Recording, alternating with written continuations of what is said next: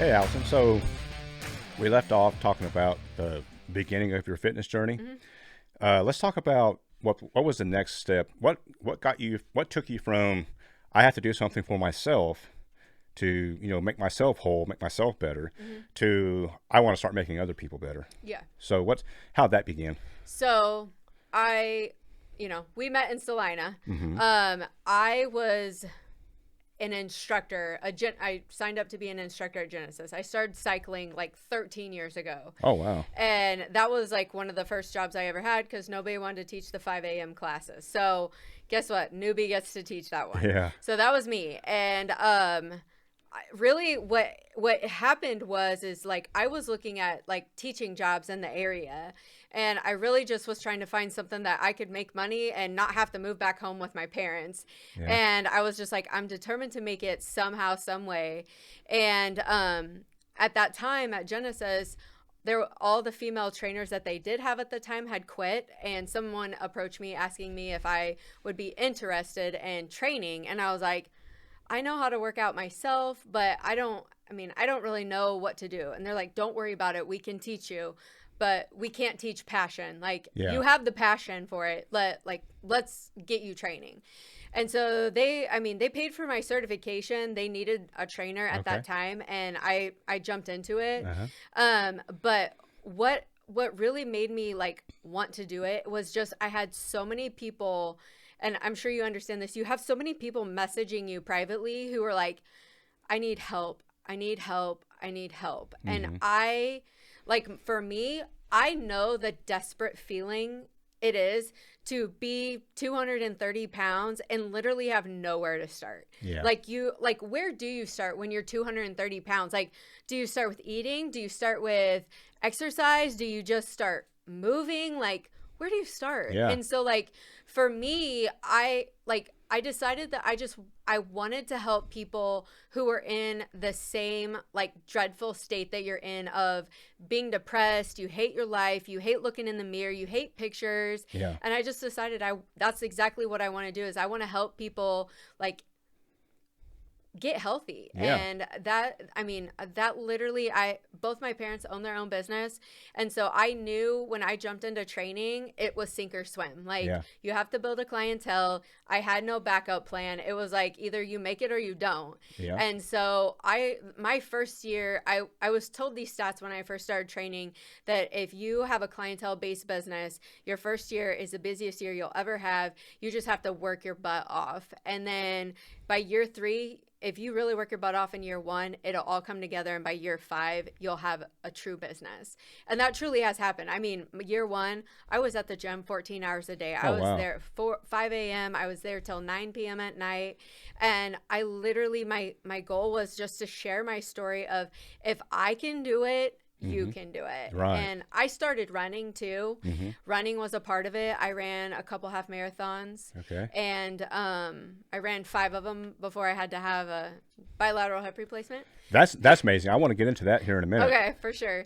So that's where I kind of started. And I met up with running clubs. There was a bunch of moms in running clubs, and I just was like, weight training really helps. Like the more I learned from, going to Wichita and learning, I'd come back and share with people. And it was just one of those things that, when you're passionate about something, you just spread that fire everywhere, Yeah. And so that's exactly what I did. I was like, let me help you. Let me help you. Let me help you.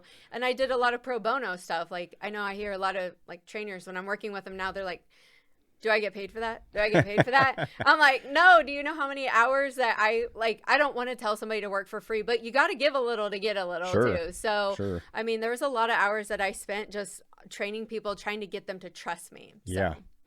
Well, so this is just kind of a little detour for a second, but you're talking about getting messages and stuff like that, and where do you start? And something that some of the messages I've gotten, or questions rather, is, people, they obviously want to know where to start, but I think people, when they want to start making changes, like they zero in on, I got to lose weight. I got to lose weight. I got to lose weight. And they don't really factor in, well, that's not really all there is to it. And burning calories doesn't mean you're burning fat. Right. And I think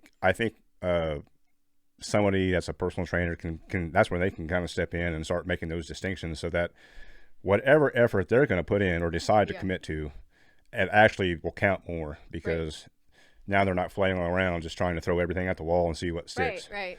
It's more targeted. It's like, okay, this, you need to do this, this, and this. Exactly. But it is a challenge to know where to start, isn't Yeah. it? Well, and that's where, like, I mean, I tell people what you have to, like, there's working out and there's training. And so there's two totally different things. And like for you and I, that's what we do is we sit down with people and you have to have a game plan. Like you and I wouldn't just head to California and hope we have some gas in the tank and hope we pack some clothes and hope that we find our way. You know, Yeah. like the same, like we wouldn't make that long journey with no preparation Right. whatsoever. And the same approach is like when you want to get healthy, like let's say you're just so deconditioned, your high blood pressure, like high cholesterol, your A1C is high, you know, you have 100 pounds to lose, like just like you said, just throwing shit at the wall hoping it's gonna stick. Like I see people say, oh, I tried this diet and I tried that diet, I tried this workout, I tried blah blah blah, and nothing's worked, you know.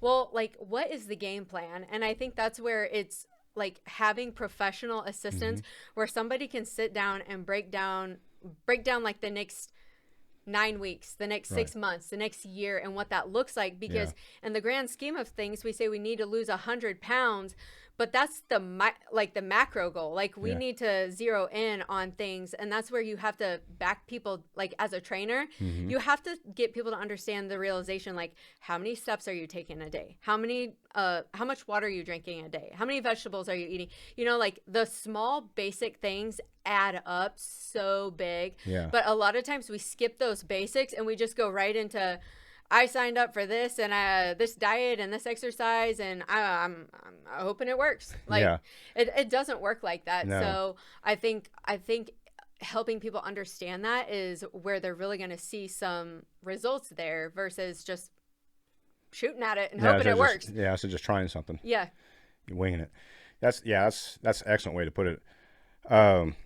Let's talk about your hip issues that you had. And you had double bilateral hip surgery. Yeah, bilateral hip replacement or double hip replacement. Sorry. Yeah, hip replacement. So, back when which is also the reason why I was overweight too. Okay. So when I was in 5th grade, I playing tag outside, slipped and just did the splits. I heard something pop in my hip, and it went about 3 days before I went to the doctor. They said nothing was wrong with me. I was not a crier. I'm not a crier, period. Yeah. And so, you know, my dad's like, something is wrong with her. And they took me to a chiropractor who did an x-ray, and they, you know, like the ball and socket, it's called a slipped epiphysis. So the ball and socket slipped out. And what they do is like, your growth plates they form through puberty. And so mine never hardened. So they had to go in and put 2 screws in that side, and then when you have trauma to the one side, then it pulls on the other side. So when I was in junior high, they went in and did the other side. So from 5th grade up until just last year, I had screws in both of my hips. I still ran. Doctor said, just do your thing until you can't do your thing, and they may never need to take them out, and they may need to take them out. So I about 6 years ago, I really started to have pain. I got cortisone injections in my hips and that kind of thing. And it got, I mean, I was living off of ibuprofen like it was like candy. My feet were numb, my legs were numb, I couldn't sleep, that type of thing. And so when COVID happened, all the gyms closed down, and I had to, I mean, how else is a personal trainer going to stay fit? Yeah. And so I started doing a lot of walking. I had a dog. We started walking, and I couldn't go further than a mile without my back hurting, my feet going numb, all that type of thing. And I went to 2 different doctors, and both of them were like, you really need to wait until you're like at least age 50, because they don't last that, like, I mean, when you're in your 30s, if you get 30 years out of them, you're in good shape. So I got to the point where like it was really painful, and I did an evaluation at work one day they recorded my cycling class, and then we sat down and watched it and saw how I did, you know, and I was mortified when I watched myself ride the bike, because I literally looked like I was in as much pain as I as I was. You could see it on you film. can see it on You were film. watching yourself Yes. hurt. It was so painful. And I just kept thinking in my head, it's all in my head. Like, it's really not that bad. Yeah. You need to stretch more. You need to I was doing massages. I was doing physical therapy. I did everything. And I just kept thinking, it's just in my head. And the person was like, the overseer of the videos was like, you really need to go see an orthopedic, like really badly. And I made an appointment, thought they were going to be like, you're fine, whatever. And doctor walked in, Dr. Herringbrook, and he was like, hey, he's like, your hips look worse than any 75-year-old I've ever seen. He's like, you are literally like one bone, like you're deformed on one side, you're bone on bone, there's no cartilage, and it's just, your hips can't even move. He's like, your adductors, your inner thigh muscles are completely like you don't even have muscles there because like your hips don't move correctly. So I literally cried, but I think I cried more because it was like finally a relief. There's an answer. There's something actually wrong with me, so that I didn't feel like I was like it was all in my head. Yeah, like you're whining about nothing. Yeah, like because I'm not a crybaby. I can take a lot of pain, and so I thought, oh gosh, so it really isn't. It really is as bad as or worse than I thought it was. Yeah. So. Wow, that's amazing. So that's really a story of success of just really just grinding your way through it. And so I don't know if you know or how much you've been following our series, but so this series has been, about finding your grit, finding that inner substance that just helps us get through a really, really, tough part in our life. And so that was another reason I wanted to have you come in, because I was just like, of course, I haven't heard your story in the detail like I have now, but just the pieces that you've shared with me, I was like, oh my goodness, I can't believe this. I got to get her on the show. Yeah. Because that is really, really, I mean, it's amazing. It's impressive. But the example of it is just like, wow. I mean, that takes some really dogged mental determination to fight through that stuff. That stuff, I mean, would be easy for anybody. Right. I think for me, like when you lose weight, you're like, I always use hashtag no excuses and blah, blah, blah. And I not to discredit and say losing weight isn't hard, because it is hard, and keeping the weight off is hard too.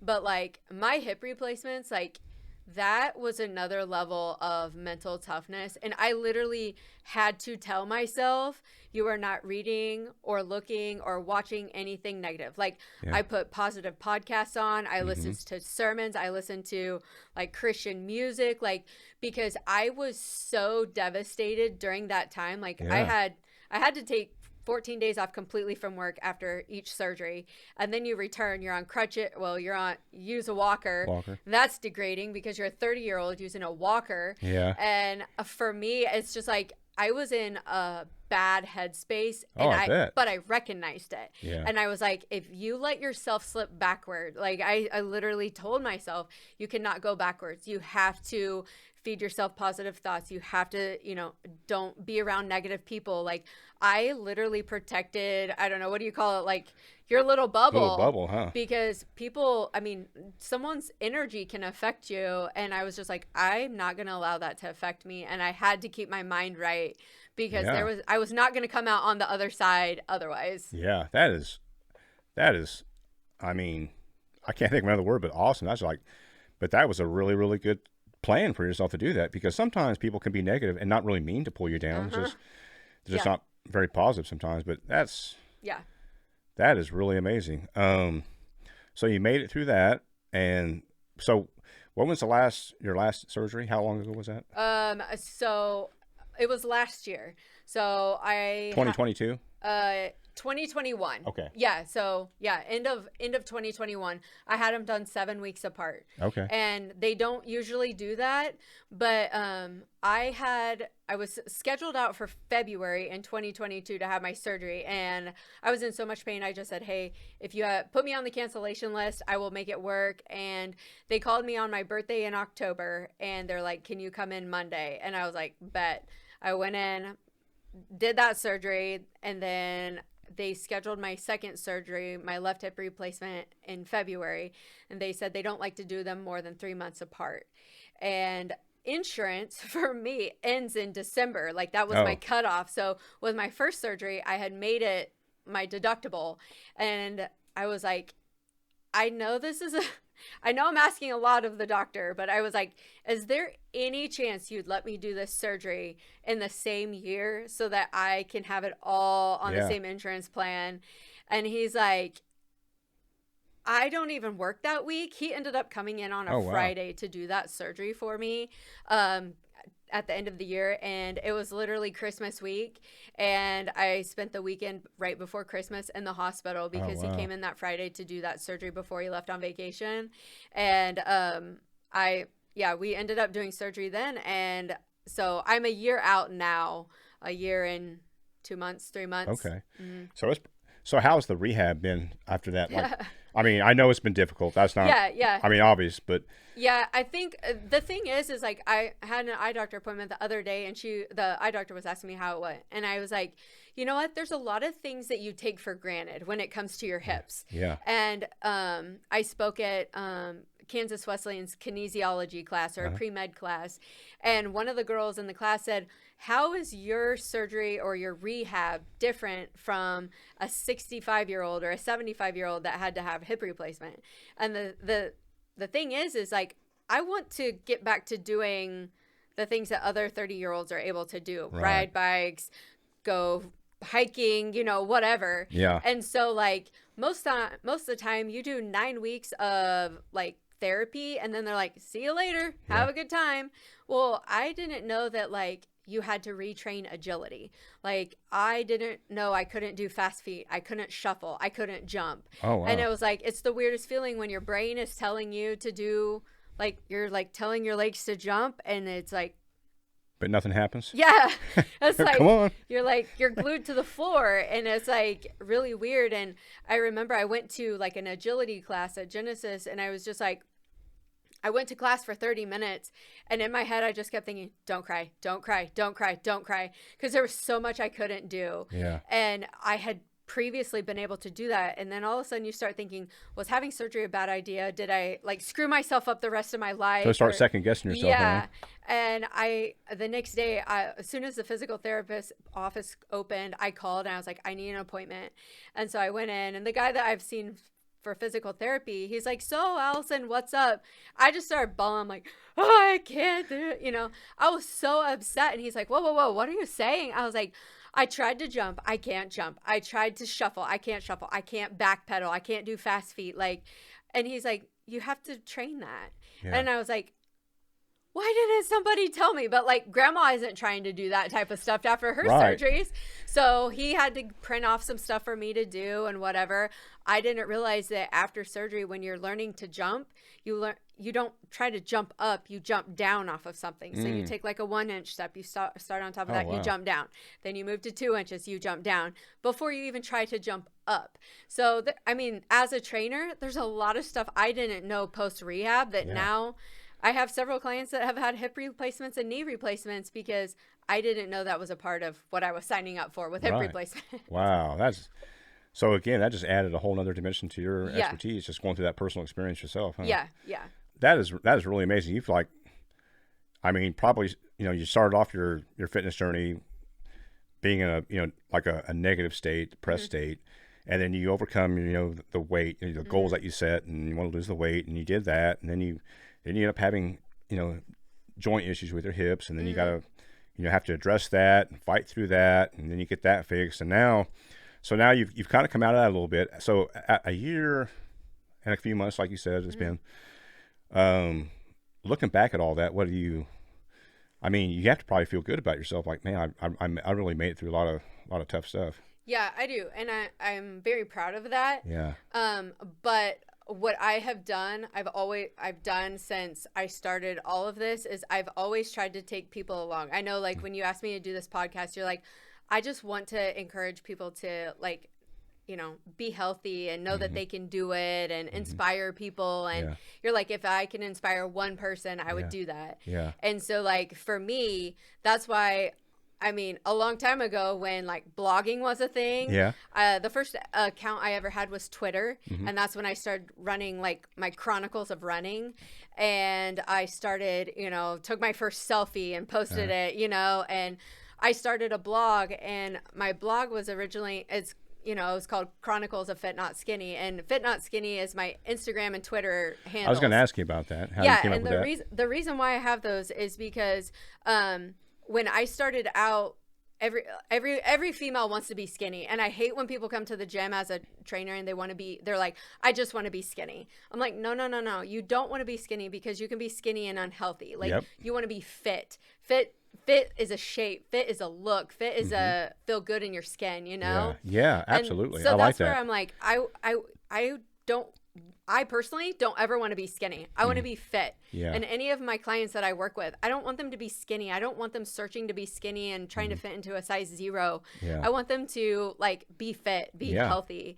And that's where I share so much of my stuff, because I want anybody to look at any of my social media, and I want to give them an insight that if that girl can do it, I can do it. And that's why I share what I do. Yeah. And I remember I got a lot of flack when I started sharing my stuff on Facebook, and I had like family members too that were like, oh my God, she's taking selfies, she's posting this, she's posting that, whatever. And I got to the point where I was like, you know what? If I can inspire one person not to quit, or one person not to give up, that's all I need. That's the only reason why I started the whole thing. Yeah. So I always thought people want to make fun of whatever social media I have or whatever selfie I post or whatever. Cool. That's on you. I can't take on what you feel about me or whatever. But my goal is always to inspire, encourage, empower someone to look at mine and not to give up, or to decide to try, or to show up that day. I find pride in that. Awesome. And you have a podcast yourself, right? Yeah, it's called Chronicles of Fit Not Skinny. Yeah. And I really try. I really try to do. It was a challenge that one of my clients had asked me to do. It was a New Year's. You know, everybody makes New Year's resolutions. And I was like, I don't believe in resolutions. And she's like, well, what goal do you have going into this year? And I'm like, I don't know. I didn't want it to be a weight loss goal like everybody does. And so my goal was, she's like, why don't you do a podcast? Why don't you help more people? And I hate hearing my voice. Like, I don't love my voice. And so it was really hard for me. And it's still really hard for me, because I don't feel like I have a ton to say, but there's a lot of people that do learn or can relate to me. Yeah. So I started sharing, you know, just my journeys of struggles or, you know, conversations that I have with my clients. So. Yeah. Well, I think I disagree. I think you have a lot to share. Thanks. And, you know, I want everybody out there, you know, check out her Chronicles of Fit Not Skinny. I've checked it out, and I'm going to just be totally honest. I was kind of surprised. Like, this is really insightful. You know, I didn't know what to expect, but because I mean, you have a lot of different things going on, you know, in your whole journey that you had to deal with. So it's not just like, well, I got one obstacle I got to overcome, and okay, I got that. Now I made it. Right. I mean, you're juggling a whole bunch of things, and it's really, really phenomenal. So thank you. Yeah. It's been so great having you on here. I hope we get to have you come back sometime. Absolutely. And I hope the listeners out there really, really pay attention and listen to what you had to say, and you know, guys, gals, you know, get out there and do something. Try something you haven't done before. Get inspired. You're capable of a lot more than you give yourself credit for. And Alison, I just really want to thank you for coming on, and absolutely, really thanks for appreciate having it. me. You're welcome.